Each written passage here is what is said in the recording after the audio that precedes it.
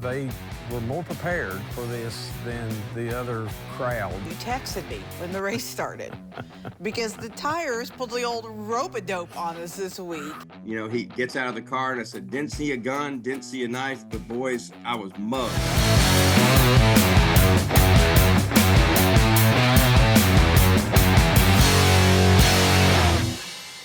Welcome on to the Backstretch. I'm News 5's Heather Williams, and so far the NASCAR playoffs have kind of looked like a Toyota party. First round of the playoffs, and it's been all Toyota all the time.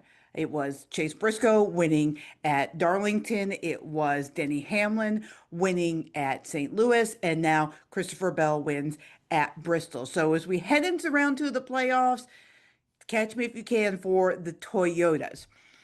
Be really interesting to see and to get Chris's take on what he thinks of the first round of the playoffs. And we will certainly do that and cover a whole bunch of other topics. My guest this week, pretty excited about this one. My old friend, Mark Garrow. Known Mark for a while now. You know, he's always around the garage. And for 20 years, I've been in and out of it now too. So, he announced this weekend that he is retiring from the Performance Racing Network. Still going to be around racing, but he is retiring from PRN.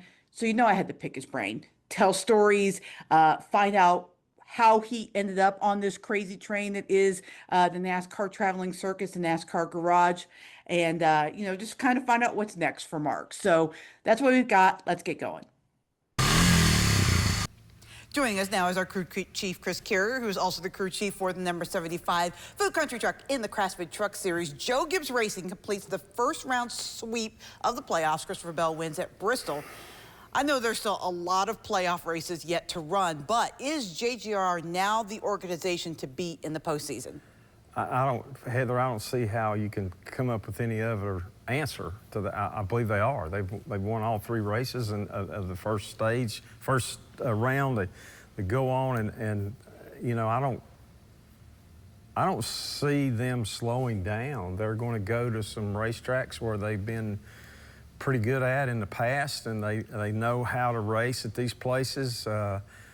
All their cars are running good. All the Toyotas are running good. I just, you know, they were more prepared for this than the other crowds, and it's showed up. And now that I think you've got the Chevrolet and the Ford teams scurrying to try to figure out, okay, what do we got to do here? You know, and time's short. You know, these last few races, few weeks are going to go by pretty quick. And they need to find some answers pretty quick and get some momentum built and get some wins in a column other than Toyota. So anyway, we'll see. We'll see what happens here. I know nobody's going to quit. They're not just going to lay down and, you know, sit in the mud and cry. They're going to go to work harder, and they're going to try to, you know, come up with something to beat these guys. And Phoenix still exists, right? It's still the championship round. Yeah. So it feels like that if a Penske driver can get to Phoenix, it's still Penske's championship to lose. No doubt. But that's if they get there. If they get there, and I don't know. I don't want to think that you know that any of the 16 were overconfident or thinking, okay, we'll make it to the last round. We just need to save our best stuff and we'll show it in the last round. Well, like you just said, they need to get to the last round. So. I don't know, or maybe it's a thing of, like, I think the Toyota teams are just hitting their stride.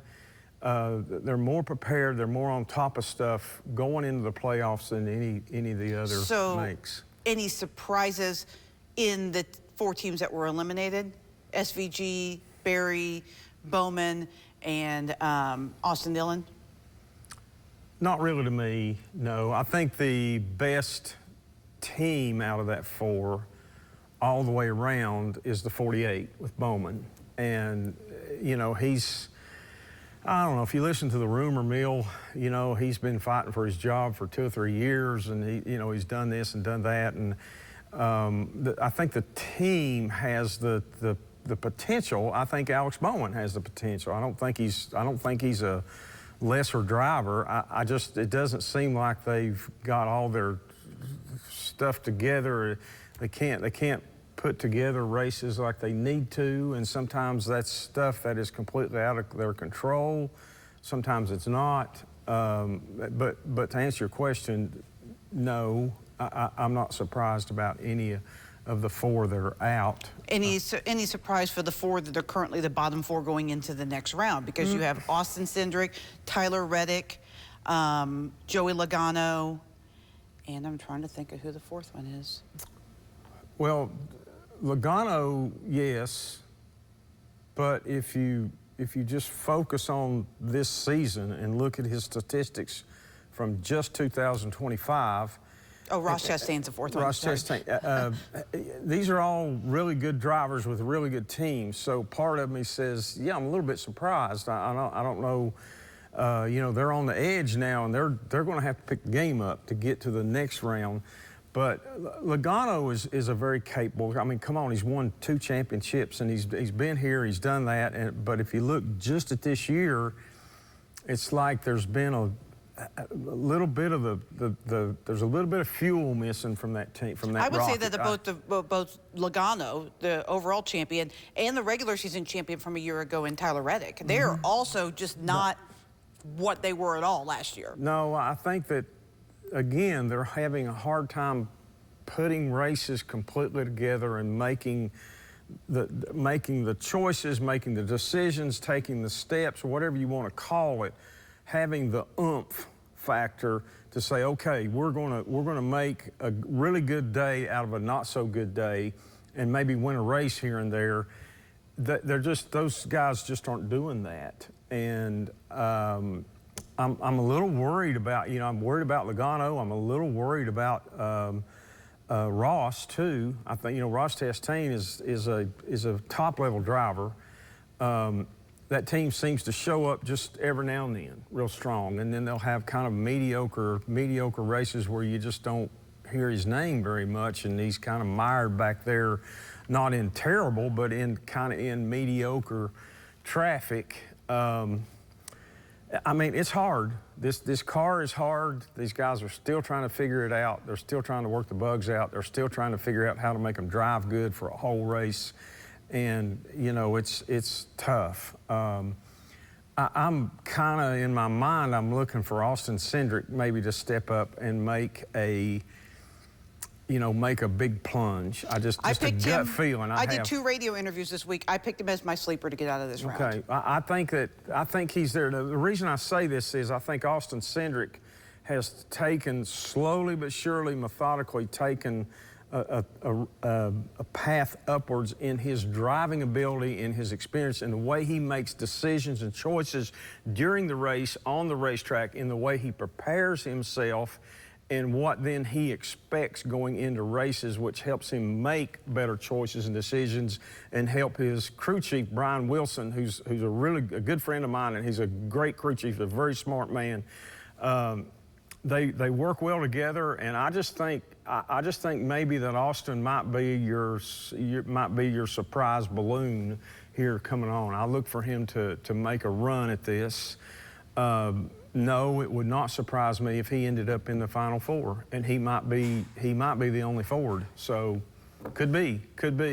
It would make me happy to see him there. He's a good young man. He is. Great young man. And you worked with him before. I did. So this weekend at Bristol, you texted me when the race started because the tires pulled the old rope-a-dope on us this week. They were fine in practice. Yep. And then as soon as the green flag dropped, like I hadn't even gotten settled into my seat in the media center, all heck broke loose. Oh. I think we've kind of decided that temperatures have to do a lot with the fall off when it comes to tires at Bristol, but what did you see when it came to the tires? Well, I think a lot of people, the spectators, and a lot of the people even in the sport, the drivers, not all of them, but some of the drivers, maybe the majority of the drivers, kind of liked it. They enjoyed it. It didn't really bother them.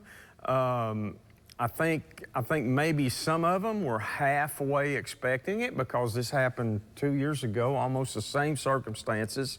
Wasn't a night race, but it was a race with cool weather, and same thing. And you know, me personally, I thought, oh God, we got a good circus going on here. It looked like a hog calling contest or something. But I feel like one thing, I feel like the teams and the drivers handled it extremely well. I mean, that's why I think this race was actually more entertaining than the spring race of 2024. Yeah. Because I agree with that. I guess maybe because they've been through it. In 2024, once this happened, Denny Hamlin figured it out and checked out. Yep. But there were all kinds of strategies, and so many guys on so many different strategies, and staying out and taking 2 tires and on all that. You didn't have any idea who was going to win this race. I talked to some people who actually went to the race, and of course I was watching it on TV. And, you know, everybody was like, well, yeah, I enjoyed the race. I just didn't know who was doing what and what was going on and what to expect the next lap. And even watching on TV, trying to keep up with what was on the monitor and so forth, you know, it's like, I just don't even know. There's a guy out there leading, but is he going to lead in the next 5 laps and come in and pit under green and be 2 laps down? And I just couldn't keep up with it. Now, I will say this. I would, even as chaotic as it was and aggravating for the teams, the crew chiefs, the drivers, like, oh crap, what are we going to do? And you could see the tire guys, you know, grabbing their tire carts, they're texting and emailing NASCAR, are you going to let us have another set of tires? Are there tires available? Goodyear goes, you know, in panic mode, well, not panic mode, but full bore, mounting tires, and they can't give any of those tires out till they've got a set mounting for every single race team, which that's fair. That's a great rule. It was just chaos, you know, and having, you know, crew chiefs trying to figure out, okay, wait a minute, how many laps can I go? What do I need to tell my driver? How fast do we need to try to run? The drivers are out there trying to feel those tires and saying, I don't want to slow down. I hate getting past, but you know, with all that chaos going on, I'll be quite honest with you. I would have liked to have been involved in it. I would have liked to have been right in the middle of it. I am. I'm jealous about, you know, those guys. That's something that you don't get to do. Now, I was involved in 2008 at the fiasco we had at Indy Brickyard. We were pitting every 9 laps to put tires on. That's It had a caution every 9 laps, and the caution would last 2 or 3, and they would extend it out trying to burn some laps, and they had just so many tires. And it was kind of chaotic. Now, the thing about that was there really wasn't, NASCAR kind of made the choice for us. You can't pit this, that, I don't know what all they did, but it kind of locked you into saying, okay, we're going to pit. And I guess it was 10 laps or something, and we're going to take 4 tires, and the tires we take off are going to look like bales of hay. So back then, yes. Was that still when you could buy tires from other teams? There was a rule on that day. I think you could, but not that day. Okay. This came up on, we knew it was going to happen. The difference is we knew it was going to happen for the whole week of practice, qualifying right up to the race.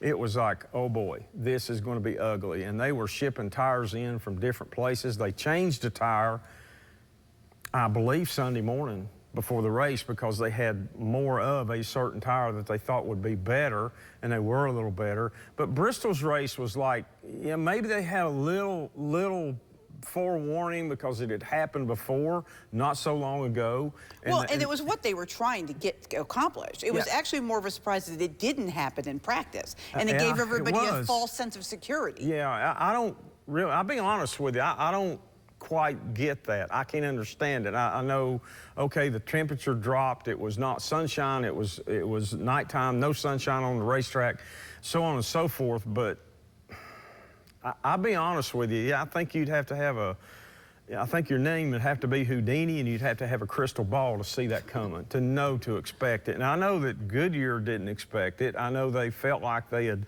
made a good move, and I think they probably did all the technical preparation they could for this to make it work. But like you said, it's what the drivers wanted.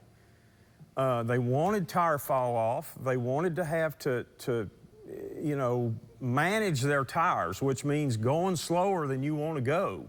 even though you might have 3 or 4 passing you on both sides, you're saying, nope, can't do this now. I've got to save my tires. And those guys, I'm going to pass back here in a little while, and then they're going to go in the pits with hay hanging out of their tires, and I'm going to put them 2 or 3 laps down. That's the mindset you have to have. But as a crew chief, you know, to do something like that's one of the biggest challenges, because everything you've planned and every kind of scientific strategy, everything that like you can work up on your computer, or everything that simulation told them, or everything, it's gone. It's out the window. You got to sit there with your calculator and look up, okay, how many laps can we run? How many sets we got? Is it NASCAR going to give us 1 more, 2 more? You know, it's a roll of the dice thing, seat of the pants thing, and you got to talk to your driver and keep him in the game. And I think the guys that do the best at that are the ones that would have success and did have success. And I think Christopher Bell's team apparently kept his head in the game. Say, okay, we know what we're doing. Don't get rattled. This is going to come to us, and it did. It did for sure. So now the second round of the playoffs opens up at New Hampshire, which is back in the playoffs this year. What can we expect in the Granite State? Well, this is a whole lot different racetrack than Bristol. This is a mile racetrack. It's kind of like a big expanded Martinsville, except it doesn't have concrete corners. It's paved. They've done a lot of patchwork mostly in the corners over the years. It's become very bumpy. The grooves have kind of changed. They've tried some track compounds, some track treatment. I don't think they're doing anything this time, I don't think. So I think you're going to see people moving around in practice, probably using even different grooves to qualify on, and I think you'll see cars moving in trucks in the truck race, moving around on the racetrack during the race, trying to find the best grip for their particular car or truck and the best set of circumstances for them to run the best lap times. It's a cool track. It's long straightaways. You get on the brakes pretty hard. The key is to try to get off those brakes and let the car roll and let it turn and still keep forward drive up off the corner. Again, it's just like a big expanded Martinsville. There'll be some bumping, some beating, some banging, some pushing, probably some hand signals out the window and some hot tempers and this, that, and other. It's playoff time, and everybody's got to get on it. And this place can produce some fireworks. It'll be. I feel like the both races will be really good races. They'll be competitive races, and I don't really know what they have for a tire there. I don't know if they're planning on a little bit softer tire than what we've had in the past. Well, here we go again. It's going. I don't really think what happened at Bristol will happen at Loudon. I don't think the track is that.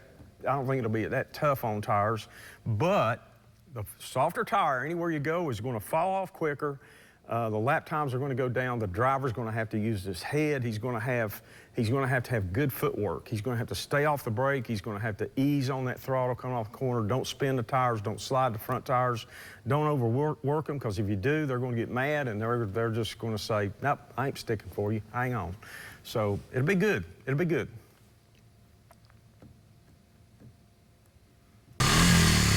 Happy to be joined now by Mark Garrow of the Performance Racing Network. Mark announced last week that he is going to be retiring off this crazy train that is the NASCAR traveling circus. So Mark and I met, a few years ago now. I think it was when I was doing... Huh? A few? Okay. Yeah. All right. If you want to stick with that, all right. I'm trying to be generous here and not give away our ages too much. I think it was when I was doing the story on the network and got to meet up with you guys. But I mean, I've seen Mark. I've been doing this for 20 years. Obviously, you can't miss Mark in the garage area. He's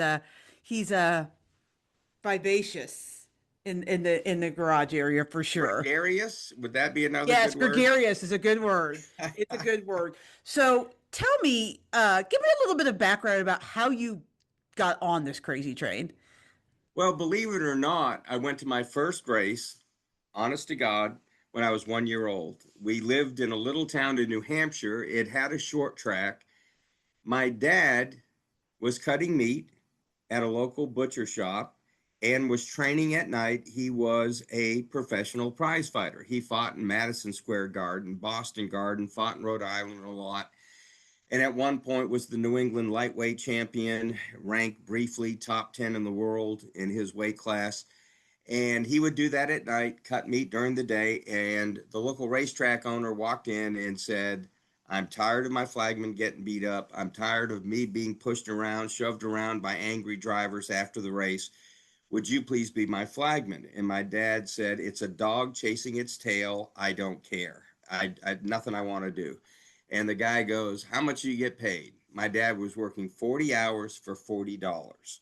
And this would be back in what, 1959. And the guy said, I'll pay you $75 a night. My dad went, I'm in, right? And so from that point on, then the guy said, would your wife like to make some extra money? And she began scoring the races, keeping track of the running order of the cars as they come across the start finish line. So he's the flagman, she's scoring. What do you do with baby Mark? So you just put him in a truck in the garage area. And that's where I started out my career at 1 year old, just in the back of a truck as a team got ready to race. Sometimes I'd wake up, sometimes I'd sleep through the entire night. And fast forwarding through my life, I go off and my dad coaches me to 7 boxing championships. And I set a record in the state of Vermont, winning championships in 5 different weight classes. And one day I was going to college, but not for broadcasting or communication. And I was interviewed after one of these boxing matches by a guy who owned a radio station and said, hey, you talk really good. Why don't you come over and try radio? So I said, all right, I'll give it a shot. And then shortly after that, one of the announcers at the local racetrack decided he had to retire. And I needed the money. So I volunteered to do it. And from that point on, 3.5 years from that point, next thing I know, I'm in a tower in turn 3 doing the Daytona 500 for Motor Racing Network, going, how in the world did I get here? But I went from Devil's Bowl Speedway, a half-mile track that was literally plowed out of a cow field, on the Claremont Speedway, had a chance to go back to my home track and not only announce it, but also run the track. I became a short track promoter for 2 years. Then I went to Stafford Motor Speedway in Connecticut. And for one of those years, I went to all 3 tracks every weekend. Stafford on Friday night, I'd drive to Connecticut, drive back to Vermont. Then I drive to New Hampshire, back to Vermont. Then I had, of course, Devil's Bowl Speedway about 25 miles from my home. And I started doing all that and getting a lot of different chances. And John McMullen, Mike Joy at Motor Racing Network, then brought me to Daytona full time. Along the way, that particular year, just before I went to Daytona, got the offer to be the PR director at Dover Downs. So I actually, for 2 races, was a Winston Cup, PR director.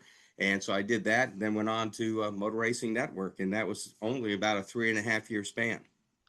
So the radio gig, what made you want to do that? Because promoting, a lot of guys come from like track announcing to radio announcing. And I guess in my head, that doesn't seem like they should connect, but obviously there's some connection there. So how do you make that jump from track announcer to radio announcer? Well, they are 2 different things. They are absolutely 2 different things. And what was unusual when I started, working at Claremont Speedway, they had a magazine or a weekly newspaper in New England called Speedway Scene. And I read in Speedway Scene, I had never heard of Motor Racing Network. I had never heard of anybody broadcasting races on radio. I mean, that was completely foreign to me. So I went to my advisor at Castleton State College and said, have you ever heard of this? And should we do a demo tape? What should I do? So I sent them a demo tape. And that's how I got the audition at Stafford Motor Speedway. And Stafford Motor Speedway, unlike any other track in the country to this day, they announce their races over the public address system like they're on radio. 2 people in the booth, a turn announcer, and then you also have a pit reporter. And so it was great training to go from Stafford Motor Speedway. You were absolutely plugged in how to do it the right way for Motor Racing Network. That training, when you went to Daytona, you were ready to go. So that's kind of where I, made the connection between the 2. But honestly, I mean, I'm boxing, I'm going to college. The last thing in the world that I was thinking about is A, being on the radio, B, being a broadcaster of NASCAR races on the radio. It never even occurred to me when I started out. So it is so bizarre. At one point in my life, I took a U-turn, headed down a different road, and it became my career. We have a lot alike in the fact that none of us really thought that NASCAR was going to be our passion or what we got into. So I'm just curious because for me, the hook was always cars. Like I loved cars. I'm a car person. My first car was a 64 and a half Mustang. When you started going to the track, what was the hook for you? What made you want to keep doing this? I was a speed junkie. I mean, anything that would go fast, I loved to watch it. The other part of it is goes back to my father's days at the short track Claremont Speedway in Claremont, New Hampshire. After every race, he allowed the drivers, anybody that wanted to come to our house, and they would have Coke, beer, and then my mom would make ham and cheese sandwiches with Wonder Bread.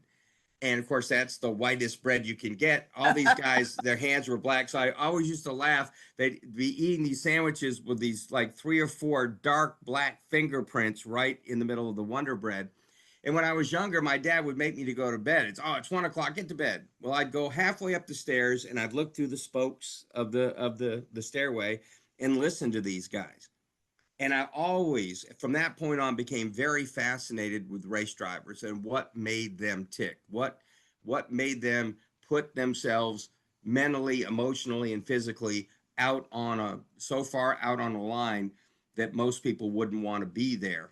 And so from that standpoint, I just thought, wow, these guys are the last American heroes, the last American cowboys. That is really how I still kind of feel about them.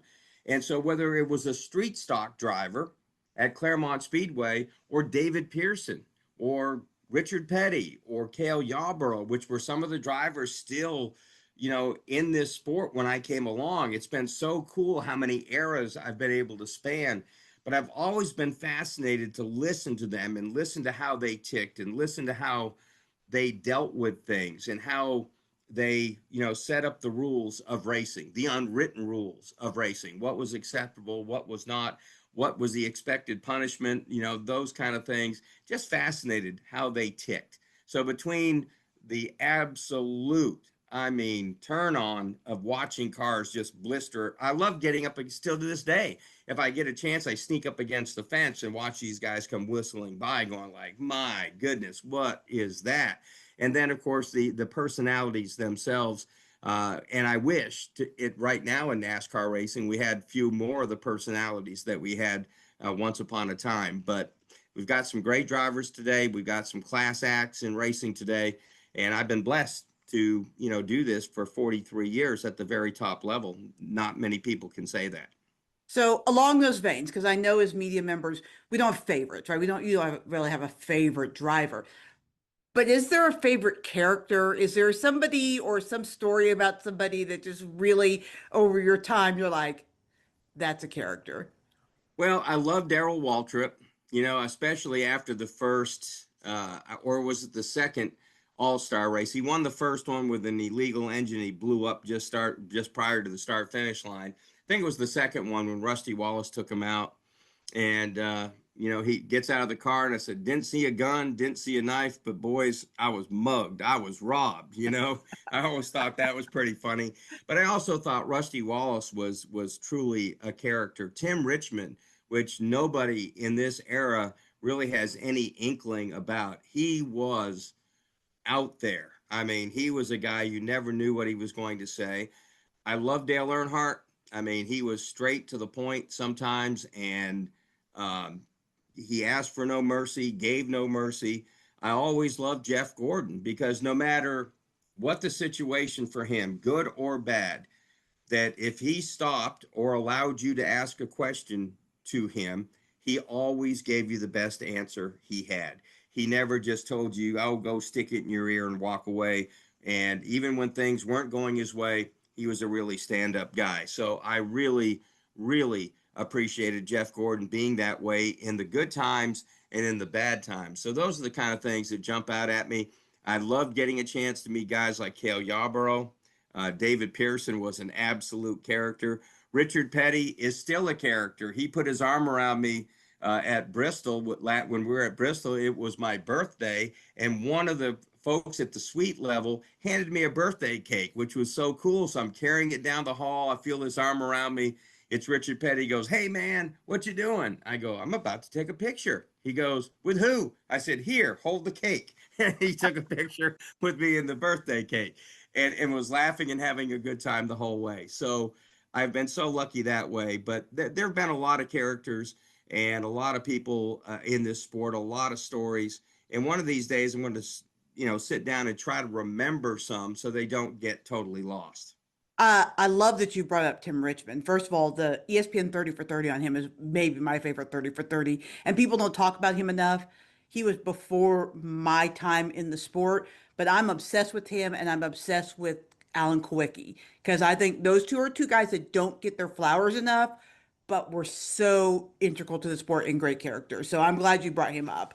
Well, I've got a Tim Richmond story for you then. Okay. If you want a Tim Richmond story. Sure, So I love it. I'm the PR director at Dover. And so I've got two jobs: make the press happy, and if the drivers need anything, make them happy. So I'm scared of where this is going. So very first race, I'm in my office, first day, Tim Richmond walks in. And he goes, "I hear you're the guy that I need to talk to about getting some tickets." I said, "Yes, sir. What can I do to help you?" "How many?" He goes, 50. I go, 50. I go, "The only place I can get 50 together is down on what we call Chicken Bone Alley, right? Down at the very bottom, rows 1, 2, 3, that kind of thing." I said, "That's all I would be able to do with 50. He goes, "That's fine. That's fine. No problem." And I never did ask him who the 50 tickets were for. And then come race day, come Sunday, that's Friday, come Sunday, it seems like Tim Richmond was staying at the university across the street, Delaware State, whatever it is. He stayed there that weekend. And when we got there on Sunday, in rows 1, 2, and 3, those 50 tickets all packed together were cheerleaders and members of the band, fully uniformed, and Tim Richmond's private cheering section. And I just looked up at that and just laughed my head off as soon as I saw it. Well, at least that story was PG. Some of the Tim Richmond stories are not so PG, but that's great. That fits his personality to bring like. Look, he was a rock star. He would have taken. Jeff Gordon sort of took us Hollywood. Right. If Tim Richmond had lived, he would have taken us Hollywood long before Jeff Gordon. He was Hollywood, the long hair, flamboyant. I mean, he walked in a room. He was one of the first guys in the garage to come in not dressed like a cowboy or girl boy or that kind of stuff. Anywhere he came into, whether it's the garage, the media center, the hotel, everybody knew Tim Richmond had arrived. I mean, he was absolutely, as soon as he showed up, the center of attention. So what are you going to miss about this crazy ride? I guess I'm going to miss the people. You form a lot of friendships over the years. But at the same time, I've lost a lot of friends. I mean, a lot of people that I started out with in this sport. I mean, again, at the very top of this level, cup level, I've been at this level since 1982. I was actually on the air when Richard Petty won his 200th race, which is sort of my claim to fame now, in the sense that just myself and Mike Joy are the only two people left at the racetrack that were either part of the TV or the radio broadcast of Richard's 200th race. That was a long time ago, 1984. So there's a lot of great people that have gone on and they've passed away. And what do? We just do a little service, and we jump over the next racetrack and go round and round and round. And that's one of the things that's always bothered me a little bit, because we've lost a lot of great people. Steve Richards was my producer forever and ever and ever, and one of the best guys that I've ever met, and certainly made a big difference in my life. Died of COVID, and you pause, you remember, and then this sport is so unforgiving about, you got to go the next week and do it again. Dale Earnhardt dies. We're at the racetrack 4 days later, and we're doing it all over again. So that's the tough part of this sport. That's the part of it that I won't miss. that now have the time to do some of the things that normal people do when things happen or when they're needed. That will certainly be helpful. So I'll miss the people. Again, you know, I really see myself having some role in racing at this point, doing some short track stuff. It is in my DNA. I've been at the racetrack since I was 1 year old. I'm 67. That's 66 years. That's a long time to be going to the racetrack, but it's in my blood. So I'm going to still want to do that. And this is why when I have a weekend where I'm not traveling, people go, "What do you do?" I'm not playing golf. I'm going to see the cars to a race. I'm going to go see the smart modifieds, or I'm going to go to Bowman Gray, which is, less than 10 miles from my house. Those are the things that I continue to do because the sport of auto racing is, again, it's in my blood, and I love to watch cars go fast, and I love to dissect what's happening between the drivers, the cars, and the whole deal. I'm jealous you live close to Bowman Gray. The class was my first in-person experience there, and I know it's not the same as the modifieds, but I swear to you, streaming TV does not do that place justice. It's such a cool racetrack. Like, I need to try to find time to go to a modified race there next summer, because It's the only place you're going to find in America that has that many people at a legitimate short track race on a given Friday night, Saturday night, Sunday afternoon. Biggest crowd in America, number one. You will also never see so many grandmothers stand up and give the double barrel bird to drivers they don't like. I mean, what I loved about it. not during the race, every lap. Yeah, Every that's what I lap. loved about it. They're so passionate. It was so cool. One final question I want to ask you. You've got 2 races left, right, with PRN. Is there Right. anything that's on the bucket list that you want to tick off, that you want to accomplish before you get off this crazy ride? Honestly, no. That's And great. I didn't do a big retirement thing or anything like that. My dad brought me up with, and I will clean this up. He basically said, "I don't want to ever see you expecting for somebody to kiss your backside, and don't you dare and kiss anybody else's backside." And so the way my dad taught me to leave all this is to simply get up from the table, push in the chair, shut out the light, and shut the door. And so that's kind of how I'm approaching all this. I'm getting a little nostalgic as we go along, but I've had a great career. I was 6-time broadcaster of the year, this, that, and every other thing. My racing resume and all the different things that I've done as an entrepreneur in this business as well is nobody can match my resume. And I don't say that in a bragging way. I'm just saying all the different pieces of the resume, nobody else has had a puzzle that had those kind of pieces. And so I've done a lot. I feel like I've been successful at what I've done. I feel like I'm going out right now just as good as I've ever been. So instead of kind of being in a little bit of a tailspin or not bringing as much to the race broadcast as I possibly can, or I used to, I'm still able to do that. So I really don't have any regrets. And the one thing that I have been doing, though, after taking Christopher Bell to the checkered flag at Bristol, I jumped up in victory lane and asked him, "Since this is my last time at Bristol, can I take a picture with you?" And he said yes. He was very gracious about it. And then at New Hampshire, after calling Ryan Blaney to the win, I went down to victory lane, waited for everything to get done, walked in, and I asked Ryan if I could get a picture with him. And the photographer set us up he was on one side of the trophy and I was on the other. And Ryan goes, "No, that ain't good enough." He walked over the other side, put his arm around me and goes like, "This is how we're taking this picture." He said, I didn't know you were retiring." And he goes, "I've been listening to you all those years when my dad was racing. You always treated my dad right, and I appreciate it." And so Ryan was a complete class act. So I hope to get to do the same thing at the Roval, get to do the same thing at Las Vegas, and I can kind of do, some kind of weird little picture print of all that and have somebody put that up. And that would be, really what I'm kind of looking for here at the end. And I might ask him like, "Hey, how about taking a checkered flag and the drivers in my final race, maybe sign the checkered flag?" That's about it. I've been blessed. I don't, there's nothing I can sit here and really complain about that, oh, boo hoo me. I mean, I've had a very blessed career. Started with MRN as far as broadcasting, went over to PRN, Doug Rice. I hired him before he hired me to do broadcasts at Capital Sports. We were doing the Busch Series races. Nobody cared about Myrtle Beach and South Boston and Pulaski and just going around Oxford Plains, Maine, doing those kind of things. And then Doug, of course, went over to PRN. I was there before him, just being a pit reporter and all that. Then he came in to run the network and put me in the booth with him.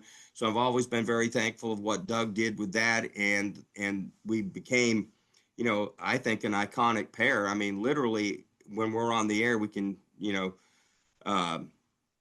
end each other's sentences. And so many times we'd look at each other and go like, hey, and we'd be thinking the same thing at the same time. And it was so bizarre. It's like, what? And even there were times we go like, are you kidding me? We were actually thinking that at the same time.